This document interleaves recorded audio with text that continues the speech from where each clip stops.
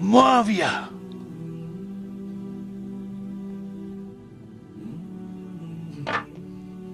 तुम्हें 2 लिबास और पेट भर के खाने से ज्यादा क्या चाहिए? अम्वाले गनीमत खलीफा और उनके मुतवल्लियों के पास क्या कर रहा है? अपनी जाती सरवत की तरक्की, इस भूखी उम्मत की खुशहाली या आबादी के लिए खर्च हो रहा है? सर अबू जर गिफारी रदी अल्लाह तआला अन्हु के तो हालात बयान करने के लिए बड़ा पत्थर का दिल चाहिए, इतने सोजो गुदास वाली जिंदगी। हाँ, जामिया तिरमिज़ी में हदीस है, नबी सल्लल्लाहु अलैहि वसल्लम ने इरशाद फरमाया कि इस नीली छतरी के नीचे अबू जर गिफारी से सच्चा इंसान कोई नहीं। कौन कह रहा है? नबी सल्लल्लाहु अलैहि वसल्लम, जो खुद सादिक और अमीन। और जामिया तिरमिज़ी में एक और हदीस है, नबी अलैहिस्सलाम ने फरमाया कि अबू जर गिफारी से बढ़कर कोई अहद वफा करने वाला और ज़ुहद में मेरी उम्मत में नहीं है। ये मेरी उम्मत में ईसा इब्ने मरियम की मिसल है, अबू जर गिफारी। और ईसा इब्ने मरियम वो है जिनके बारे में रवायतों में आता है कि वो दुनिया से इतने जाहिद थे कि वो बर्तन में पानी भी नहीं पीते थे। वो कहते थे ये दुनिया का माल है, अपने हाथों में पानी पिया करते थे। यानी दुनिया को 3 तलाकें दी हुई थी। तो नबी अलैहिस्सलाम फरमाया मेरी उम्मत में सैयदना ईसा इब्ने मरियम की मिसल ज़ुहद में अबू जर गिफारी है।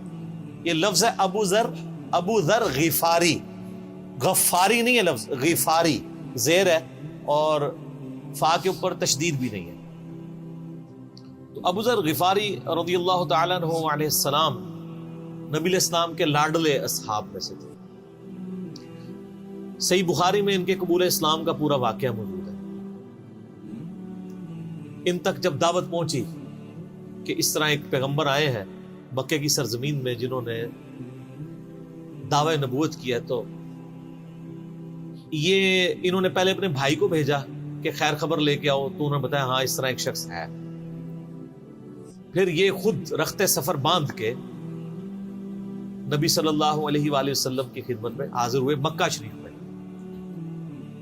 तो सही बुखारी में आता है कि ये गए, यानी मक्का शरीफ में अब डर भी रहे थे मैं, क्योंकि इनको पता था कि नबी इस्लाम की मुखालफत भी बहुत ज्यादा है कि अगर मैं किसी से नबी इस्लाम के बारे में पूछा तो हो सकता है मेरे साथ कोई ऐसी एक्टिविटी परफॉर्म ना कर दे।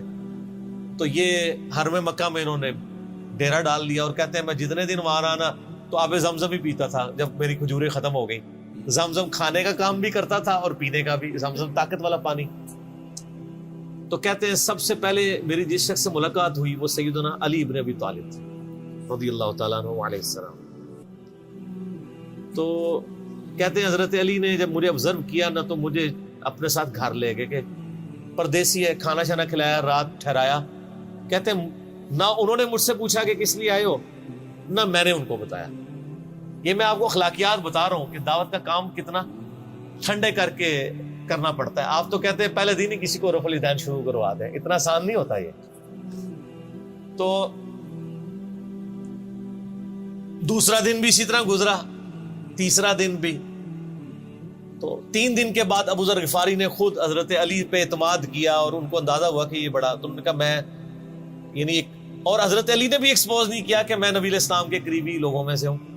तो उनका कि मुझे तुम एक अच्छे इंसान लगे हो तो मैं इस काम के लिए आया हूं, तो तुम मुझे गाइड करो मोहम्मद इब्न अब्दुल्ला के बारे में, मैं उनसे मिलना चाहता हूं सल्लल्लाहु अलैहि वसल्लम। तो सैयदना अली ने कहा कि वाकई वो तो अल्लाह के पैगंबर हैं और इस तरह। तो फिर वो हजरत अबू जर गिफारी को नबी इस्लाम के पास ले गए। नबी इस्लाम के पास थोड़ी देर बैठे, उन्होंने इस्लाम कबूल कर लिया। और सर इस्लाम क्या कबूल किया, इतना आला दर्जे का ईमान। नबी इस्लाम फरमाया तुम अपने कबीले में वापस चले जाओ, जब मक्के में हमारा गलबा होगा या कोई अल्लाह ताला राह निकालेगा, अभी तो जो भी इस्लाम कबूल करता है उसकी फैंटी लगती है, तो मैं कोई ना कोई तुम्हें मतलब बता दूंगा, अभी तुम अपना ईमान पोशीदा रखो, अपने इलाके में चले जाओ। उनका या रसूलल्लाह ऐसे नहीं हो सकता। वो जनाब आगे मक्के खाना काबे के अंदर आके उन्होंने कहा मैं गवाही देता हूं कि अल्लाह एक है और मोहम्मद सल्लल्लाहु अलैहि वसल्लम उसके रसूल है। तो मुशरिकीन अरब उन पे टूट पड़े, खूब मारा।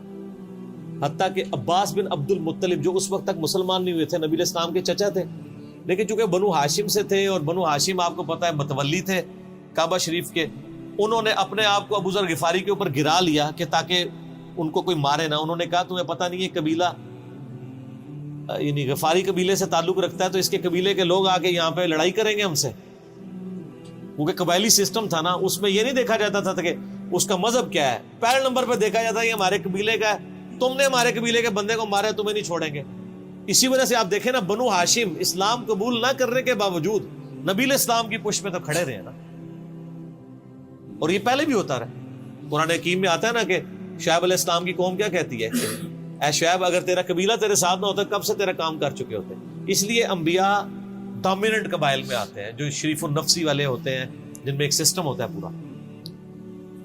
تو اور پھر جو ہے نا وہ اگلے دن پھر ابو ذر غفاری نے اس طرح کلمہ پڑھا، پھر ان کی پٹائی ہوئی، پھر حضرت عباس نے ان کو بچایا اور پھر وہاں سے یعنی وہ چلے گئے. یہ پوری حدیث صحیح بخاری میں ہے، اور بلکہ بخاری میں پورا ایک چیپٹر ہے ابو ذر غفاری کے اسلام لانے کا واقعہ. امام بخاری نے ابو ذر غفاری کا پروٹوکول یہ رکھا ہے کہ اسلام کا پورا چیپٹر بنایا ہے ابو ذر غفاری کے اسلام لانے کا واقعہ. باقی یہ درویش صفت آدمی تھی اور دنیا کو 3 طلاقیں دی ہوئی، اور وہ اس لیے کہ انہوں نے نبی علیہ السلام کو بڑا کلوزلی آبزرو کیا تھا. نبی علیہ السلام کی جتنی احادیث دنیا سے زہد اور دنیا پرستی کی مذمت پہ ہے نا، اکثر احادیث کے راوی ابو ذر غفاری. چونکہ انہوں نے نبی علیہ السلام کو بڑا کلوزلی آبزرو کیا تھا تو اس لیے وہ صحابہ کرام پہ جب دنیا کے خزانے کھول دیے گئے، اور بعض اصحاب اور بعض تابعین میں انہوں نے جب دنیا کی محبت میں غلبہ اور عیاشی کا لیول دیکھا تو ان سے وہ برداشت نہیں ہوتا تھا. اور تو نبی علیہ السلام کی صحبت کی ہوئی تھی، خدا بے نیاز ہے. وہ کہتے تھے یہ دیکھو یار ہم لوگ تو فاقے کرتے تھے اور ہمارا پیغمبر ہمیں یہاں تک تعلیمات دیتا تھا کہ اے اللہ محمد اور آل محمد کو بس اتنا ہی رزق دینا کہ روح اور جسم کا رشتہ برقرار رہے. یہ حدیث بخاری و مسلم میں ہے، اور بخاری و مسلم میں حدیث ہے حضرت عمر کو نبی علیہ السلام نے ڈانٹتے ہوئے کہا جب وہ چٹائی کے نشان دیکھے، ان کا یا رسول اللہ رو پڑے کہ کیسر و کسرا تو دنیا کے مزے لوٹ رہے ہیں اور آپ اللہ کے نبی. تو آپ فرمایا کہ تم اس پہ خوش نہیں کہ وہ دنیا کے مزے لوٹیں اور تم آخرت کی سعادت لوٹو. اور لگتا ہے عمر تم پہ دنیا کی حقیقت آج بھی نہیں کھلی. جن لوگوں کے سامنے یہ ساری چیزیں تھیں، جن لوگوں نے نبی علیہ السلام کا وہ پیریڈ دیکھا تھا، پھر ان کو یہ بھی پتا تھا کہ بخاری و مسلم میں نبی علیہ السلام کے جو آخری خطبات میں سے شہدائے احد کے اوپر جو نماز جنازہ آپ نے 8 سال بعد پڑھی، اور وہاں پہ آپ نے جنازے یعنی ادھر قبرستان میں خطبہ دیا عبرت کے لیے، اور اس میں کئی چیزیں تھیں. ایک تو یہ تھی کہ یہ یہاں پہ وہ لوگ دفن ہیں جنہوں نے اسلام کے لیے قربانی دی ہے اور ان کا پھل تم نے کھانا ہے. وہ دنیا سے اسی طریقے سے گئے ہیں، کفن میں نہیں دیا گیا کئی لوگوں کو. نمبر 2، اسی میدان میں مال غنیمت سمیٹنے کی وجہ سے ایک فتح شکست میں بدل گئی تھی، جبکہ اللہ کے نبی بھی موجود تھے. اللہ نے اس کا بھی لحاظ نہیں کیا اور وہ فتح شکست میں بدل گئی کہ انہوں نے مال غنیمت لپیٹنے میں نبی علیہ السلام کی حکم حدولی کر دی، تو تاکہ بعد میں یہ معاملہ نہ ہو. تو وہاں آپ کا خطبہ بخاری مسلم دونوں میں آپ نے فرمایا کہ، اور حضرت عقبہ ابن عامر کہتے ہیں میں نے آخری دفعہ نبی علیہ السلام کو ممبر پہ اسی دن دیکھا تھا. آپ نے فرمایا کہ میں اللہ کی قسم اپنے حوض کوثر کو اس وقت دیکھ رہا ہوں، اللہ نے دکھا دیا. اور آپ نے فرمایا کہ مجھے یہ خطرہ نہیں ہے کہ تم میرے بعد شرک کرنے لگو، لیکن مجھے ڈر ہے کہ تم دنیا کے مال میں پھنس جاؤ گے اور پھر تم ایک دوسرے کو قتل کرو گے جس طرح اگلی قوموں نے کیا، اور تم بھی تباہ و برباد کر دیے جاؤ گے جس طرح اگلے. اس سے زیادہ کیسے آپ ڈر سناتے؟ اب یہ ساری چیزیں موجود تھیں. آپ فرمایا مجھے خطرہ یہ ہے کہ دنیا کا مال تم پہ کھول دیا جائے گا، ان قریب کیسر و کسرا کے خزانے تمہارے پاس آ جائیں گے. جو بخاری مسلم میں آتا ہے نا کہ نبی علیہ السلام نے کہا کہ مجھے اللہ نے 2 خزانے عطا کر دیے، ٹھیک ہے، زمین کی خزانوں کی چابیاں، اور جس سے وہ بریلویوں نے کچھ اور ہی قیدا بنا لیا. اس میں موجود ہے کہ کیسر و کسرا کے خزانے، یعنی آپ کو بتایا گیا کہ رومن اور پرشین امپائر جو ہے مسلمان فتح کر لیں گے یرموک اور قادسیہ کے اندر، اور مسلمانوں کے پاس وہ دولتیں آ جائیں گی. پھر آہستہ آہستہ وہ بھی اسی دنیا کی محبت کا شکار ہو جائے گی. اب یہ ساری باتیں حضرت ابو ذر غفاری کے سامنے تھی، حتیٰ کہ صحیح بخاری میں آتا ہے کہ ابو ذر غفاری کہتے ہیں مجھے دن یاد ہے کہ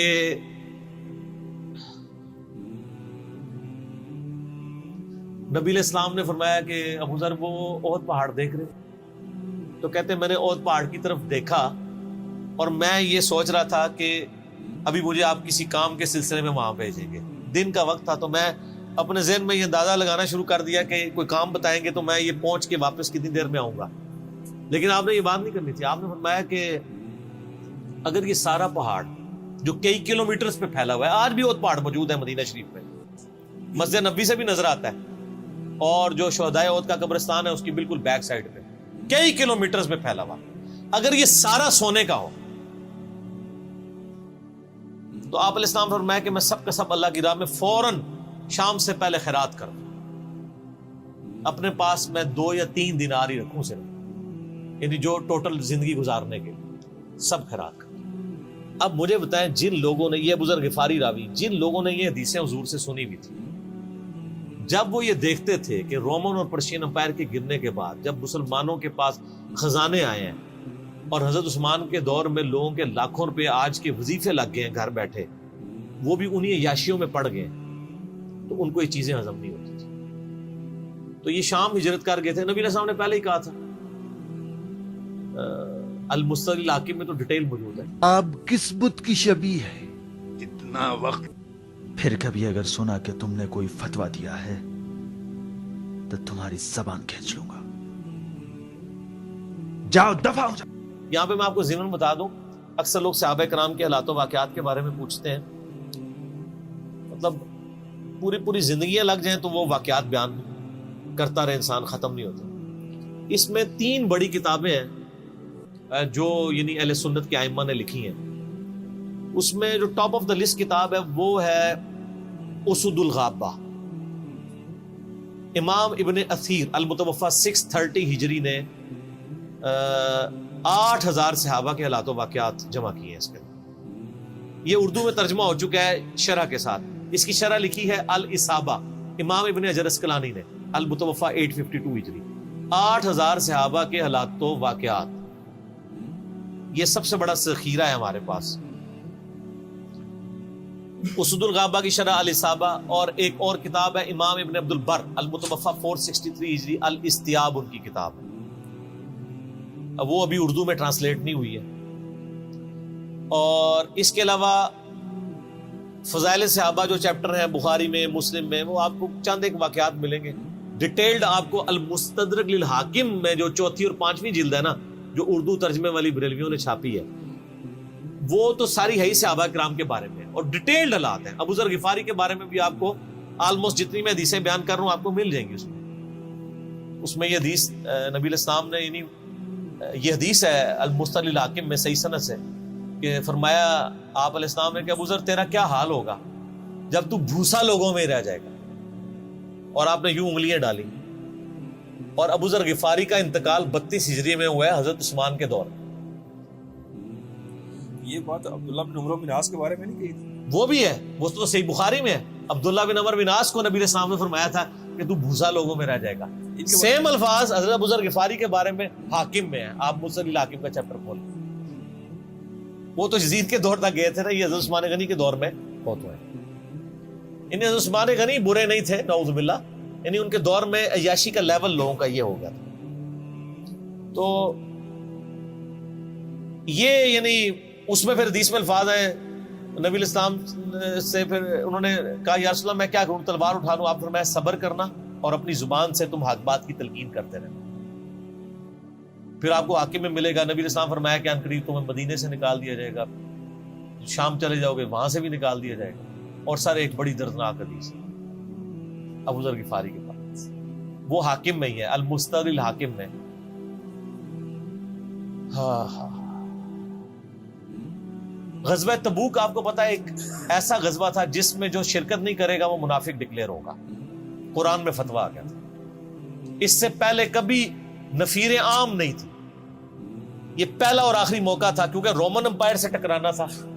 سپر پاور تھی دنیا کی, 1.5 لاکھ کی فوج لے کے کیسرے روم بارڈر پہ آ گیا تھا عرب کے. تو نبی علیہ السلام نے اناؤنسمنٹ کی کہ بھئی اب سب نے جانا ہے, جو نہیں جائے گا منافق شمار ہوگا, الا یہ کہ کسی کے پاس ریسورسز نہ ہو, یا کوئی مریض ہو, یا کوئی عورت ہو, یا کوئی معذور ہو. منافقین آگے بہانے کر رہے تھے, کچھ سادہ لوگ مسلمان بھی اس کا حصہ بن گئے. بخاری مسلم میں 3 اصحاب کی توبہ کا واقعہ بھی موجود ہے, وہ بھی میری ویڈیو ریکارڈڈ ہے. تو کعب بن مالک کی رضی اللہ تعالیٰ عنہ علیہ السلام, کچھ لوگ جو ہے وہ یعنی اپنے ان معاملات کی وجہ سے کچھ پیچھے بھی رہ گئے. تو المستقل الحاکم میں آتا ہے کہ صحابہ کرام کہتے ہیں کہ ہم نبی علیہ السلام کے ساتھ سفر پہ نکلے نا جب، تو نبی علیہ السلام کو آگے کوئی بتاتا تھا، کہتا تھا یا رسول اللہ وہ جو فلاں بندہ تھا نا وہ بھی کوئی نہیں آیا، پیچھے رہ گیا. تو آپ علیہ السلام پرواہ نہیں کرتے تھے. پھر بتایا گیا یا رسول اللہ وہ بھی کوئی نہیں، یعنی جڑے نعرے مارتے سن اچے اچے جدو ایتھے کسی کو دسیا جائے گا سر وہ تہاڈا پکا جڑا یار ہے بیلی وہ بھی کوئی نہیں تھے. تو حضور علیہ السلام کو لوگ نا فیڈ بیک دیتے یا رسول اللہ وہ بھی غائب ہے، وہ بھی نہیں آیا. اب 30,000 کے لشکر میں آپ نے کوئی ریکارڈ تو نہیں رکھا تھا، رجسٹر تھا، لیکن کدھر 30,000 بندوں میں کدھر کوئی رکھ سکتا ہے صاحب اس طرح. یا رسول اللہ وہ بھی رہ گیا، وہ بھی. تو حضور علیہ السلام کہتے ٹھیک. آپ فرماتے تھے اللہ چاہے گا تو آ جائے گا، نہیں آئے گا تو نہیں آئے. تو کسی نے کہا کہ وہ ابو ذر غفاری بھی پیچھے رہ گیا آیا، اور ابو ذر کو اس کے اونٹ نے روک لیا. اونٹ ہی نہیں اٹھ رہا تھا نا سر، وہ آپ کو گاڑی تو نہیں ہے نا جو سٹارٹ کر لیں گے آپ. اونٹ چلنے سے انکار کرتے ہیں، وہ کر سکتا ہے. اور سر سفر کتنا ہے؟ 700 کلومیٹر. 700 کلومیٹر کا ریگستانی سفر آج کے دور میں بھی کرنا مشکل ہے. سائیکل پہ نہیں آپ کر سکتے، پیدل تو آپ سوچ بھی نہیں سکتے. اونٹ کے بغیر کیسے ہو سکتا ہے؟ جس میں آپ کو اونٹ اس لیے بھی ضروری ہے کہ اس کے اوپر آپ نے سامان لادنا ہے. پانی نہیں راستے میں پینا. ریگستان میں تو کئی کلومیٹر تک کچھ بھی نہیں ہوتا، بھوکے پیاسے مریں گے. پھر آپ قافلے سے بھی جدا ہیں. تو ابو ذر غفاری کوشش کرتے رہے کس طریقے اونٹ. اسی دوران قافلہ نکل گیا آگے، تو وہ اونٹ اٹھا ہی نہیں ہے. تو حضرت ابو ذر غفاری نے اپنا سامان اپنی پیٹھ پہ لاد دیا، پیدل چل پڑے. ریگستانی سفر.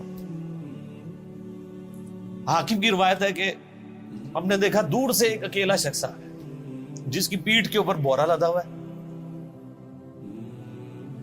تو نبی علیہ السلام کی آپ محبت دیکھے، آپ نے فرمایا کہ تو ابو ذر ہو جا، یعنی جو آنے والا شخص ہے تو ابو ذر ہو. یعنی حضور نے خواہش کا اظہار کیا. آپ کو نظر تو نہیں آ رہا تھا یہ کون آ رہا ہے، آپ کی محبت. آپ کو پتا تھا ابو ذر غفاری نہیں رہ سکتا پیچھے. تو صحابہ کہتے ہیں آپ نے فرمایا تو ابو ذر ہو جا. تو صحابہ کہتے ہیں تھوڑی دیر بعد جب وہ قریب آئے تو ہم نے پہچان لیا ابو ذر غفاری ہیں. تو جب ہم نے پہچان لیا نا تو حضور علیہ السلام نے ان کے پہنچنے سے پہلے آپ نے فرمایا ابو ذر کو دیکھو اکیلا آ رہا ہے، اکیلے ہی دنیا سے جائے گا اور قیامت دن بھی اکیلا اٹھایا جائے گا. یہ اس حدیث کا بھی کچھ حصہ باقی ہے، میں بعد میں بیان کروں. پہلے میں اس کو کنکلوڈ کر لوں کہ صحیح بخاری میں آتا ہے کہ حضرت ابو ذر غفاری شام چلے گئے تھے. وہاں پہ چونکہ گورنر تھے حضرت معاویہ رضی اللہ تعالیٰ عنہ. وہ قرآن کی وہ جو سورہ توبہ کی آیات ہے نا،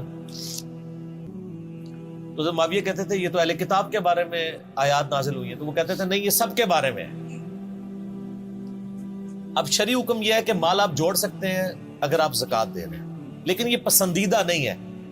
طریقہ نبوت یہ نہیں ہے. نبی علیہ السلام نہیں جوڑ سکتے تھے، پوری زندگی زکوٰۃ دینے کی نوبت نہیں آئی ہے، حالانکہ خمس ملتا تھا، خیرات کرتے تھے. ابو ذر غفاری کا جھگڑا یہ تھا کہ تم تو نبی کے اصحاب ہو، تم لوگوں کو یہ زیب ہی نہیں دیتا کہ تم لوگ اس طرح کے محلات میں رہو اور اس طرح مال جوڑو. تو اب چونکہ سینئر صحابی تھے، ان کو ہاتھ ڈالنا بھی آسان نہیں تھا. پھر نبی علیہ السلام نے فرمایا ہو کہ اس سے زیادہ سچا انسان ہی کوئی نہیں. تو حضرت معاویہ نے خط لکھا حضرت عثمان کو کہ جی اس بندے سے میری جان چھڑائے نا، اس کو آپ واپس بلائیں. حضرت معاویہ نے جب خط لکھا تو حضرت عثمان نے ان کو کہا تم مدینہ شریف واپس آ جاؤ. جان لو. مدینہ شریف جب یہ واپس آئے تو صحیح بخاری میں آتا ہے کہ لوگوں کا جھمگٹا لگ گیا ابو ذر غفاری کے گرد. لوگوں کو پتا تھا یہ تو بڑا زہد والا بندہ ہے. تو ابو ذر غفاری وہی حدیثیں سنایا کرتے تھے کہ حضور نے فرمایا یہ پہاڑ سونے کے برابر ہو تو میں خیرات کر دوں گا. جبکہ باقی صاحب کہتے تھے کہ مال جوڑنا جائز ہے اگر زکوٰۃ کوئی دیتا رہے. وہ یہ کہتے تھے کہ یار یہ تم لوگوں کو تو زیب نہیں نہ دیتا، یار تم لوگ تو یہ باتیں نہ کرو، تم لوگ نبی کی صحبت یافتہ ہو، تم لوگوں کو تو زہد ہونی چاہیے تم لوگوں کی زندگی میں. اب لوگوں کا ہجوم ان کے گرد لگ گیا اور پھر حضرت عثمان نے ان کو خلیفہ وقت بلایا اور کہا کہ یار تو خود ہی مدینہ شریف چھوڑ کے یہاں سے چلا جا، تیری وجہ سے فتنہ کھڑا ہو۔ حضرت عثمان نے کہا میں نے تو نبی علیہ السلام سے سنا تھا کہ حکمرانوں کی اطاعت کرنا، صبر کر لینا۔ تو ایک زبدہ نامی کا ایک گاؤں تھا مدینہ شریف کے پاس، شہر سے ہٹ کے، تو وہ پھر وہاں پہ ہجرت کر گئے۔ آپ دیکھیں ریونج کیسا تھا، لوگ کتنے ڈرے ہوئے تھے کہ ابو ذر اپنی بوڑھا شخص 80-90 سال کا بابا اپنی ایک بڑھیا بیوی کو لے کے اس عمر میں شہر بدر ہو رہا ہے اکیلا۔ آج نہیں آپ سوچ سکتے کسی جگہ آپ اکیلے جا کے پڑاؤ کریں، کسی بیابان کے اندر، ریگستان کے اندر۔ اس زمانے میں آپ سوچ رہے، آج کل بھی آپ مدینہ شریف کے گر چلے ہیں تو آپ وہاں نہیں ایک رات بھی گزار سکتے۔ تو کوئی شخص حضرت ابو ذر غفاری کو سی آف کرنے نہیں آیا سوائے حضرت علی کے، اور وہ بھی مدینے کی باؤنڈری تک آئے۔ ان کو پتا تھا ان کے سٹانس کے بارے میں مدینے کی باؤنڈری سے باہر نہیں جاؤں، اگر مجھے کوئی اس طرح کا یعنی حکم اجازت مل جاتی تو میں تیرے ساتھ جاتا۔ ایران والوں نے حضرت علی علیہ السلام کے زندگی کے آخری 10 سال کے اوپر ایک فلم بنائی ہے، امام علی علیہ السلام۔ اس میں ابو ذر غفاری کے سارے واقعات انہوں نے فلمائے ہیں، دیکھنے والے۔ جب مولا علی چھوڑنے آتے ہیں، پھر جو ان کی ڈیبیٹس ہوتی ہیں مدینہ شریف میں لوگوں کے ساتھ، وہ ساری انہوں نے ویڈیو میں فلما دی۔ جو تجھے کفن دے کے دفنائے گا اور جنازہ بھی پڑے گا، تو نے فکر نہیں کرنی، جب میں مر جاؤں تو میرے ماں کے ان کے مرنے کے بعد مسلمانوں کا ایک قافلہ دور سے آ رہا تھا۔ تو اسی مستقل حاکم کی حدیث میں آتا ہے کہ سر قافلہ بھی سنے پھر کون ہے؟ عبداللہ ابن مسعود۔ ابو ذر غفاری بھی زہد کے امام، ابن مسعود بھی زہد کے امام، ابو درداء بھی زہد کے امام۔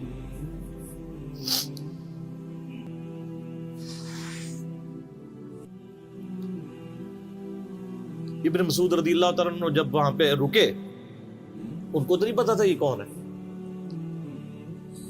تو انہوں نے کہا بی بی کیا وہ؟ ان کا میرا خامند مر گیا ہے۔ ان کا یہ کون ہے؟ تو انہوں نے کہا ابو ذر غفاری۔ عبداللہ ابن مسعود کی چیخ نکل گئی، چیخ ماری انہوں نے، ان کا واہ۔ اللہ کے نبی نے فرمایا تھا کہ ابو ذر اکیلا آ رہا ہے تبوک کے موقع پہ، دنیا سے بھی اکیلا جائے گا، اور قیامت الدن بھی اکیلا اٹھائے گا۔ یعنی اب اسی سرزمین سے ہی اس نے اٹھنا ہے نا، ہر بندے نے اپنی قبر سے اٹھنا ہے، یعنی وہ مسلمانوں کے قبرستان میں بھی دفن نہیں۔ ایک یہ جو مزار کی رٹ لگائے پھرتے ہیں، میں ان سے پوچھتا ہوں تمہارے بابوں کی کیا اوقات ہے؟ ابو ذر غفاری کا مزار دکھاؤ کدھر؟ جو اس روئے ارض پہ نیلی چھتری کے نیچے سچا ترین انسان جس کو اللہ کے نبی کہہ رہے ہیں، اس کا کوئی مزار نہیں ہے۔ غریب المتنی میں مرا ہے، اس کی قبر بھی ایسی جگہ ہے جہاں مسلمانوں کے پاس قبریں بھی کوئی نہیں ہے، ایک ریگستان میں اکیلی قبر ہے، اس قبر کا بھی کسی کو نہیں پتا، اس پہ کوئی مزار بھی نہیں ہے، اور قیامت الدین بھی اکیلا اٹھایا جائے گا، یعنی قیامت تک وہاں پہ کوئی قبرستان بھی نہیں بنے گا۔ ظاہر نبی علیہ السلام کی یہ بھی خبر ہے، تو کیا وہ ناکام ہو گیا؟ اگر مزارات ہی دلیل ہے کامیابی کی، تو عبداللہ ابن مسعود رضی اللہ تعالیٰ نے ان کو غسل دیا، کفن دیا اور دفنا دیا۔ یہ پوری ڈیٹیلز آپ کو المستقل حاکم میں مل جائے گی۔ تو ابو ذر غفاری ان چند شخصیات میں سے ہیں جن میں پوری امت کا اتفاق ہے ان کی نیکوکاری کے اوپر۔ شیعہ بھی ان کو بہت رسپیکٹ دیتے ہیں، اہل سنت بھی دیتے ہیں، صوفیاء کے ہاں بھی ان کو امام مانا جاتا ہے زہد کی وجہ سے۔ آپ تصوف کی جتنی کتابیں پڑھیں، چاہے امام غزالی کی ہوں، رسالہ کو شیریہ پڑھیں، اور لوگوں کو بھی پڑھنا شروع کریں، تو ابو ذر غفاری آپ کو زہد کے امام کے طور پہ ملیں گے کہ ان کی زندگی میں یعنی یہ زہد تھا کہ انہوں نے کس طرح کی زندگی گزاری. سر لوگ مجمع میں مرتے ہیں، ان کو یاد کوئی نہیں کرتا. اور ابو ذر غفاری کو آج بھی دنیا یاد کر رہے ہیں، ہم بھی یاد کر رہے ہیں رضی اللہ تعالی علیہ السلام. اللہ تعالیٰ قیامت والے دن ہمیں ایسے نیکوکار لوگوں کا ساتھ نصیب فرمائے. آمین.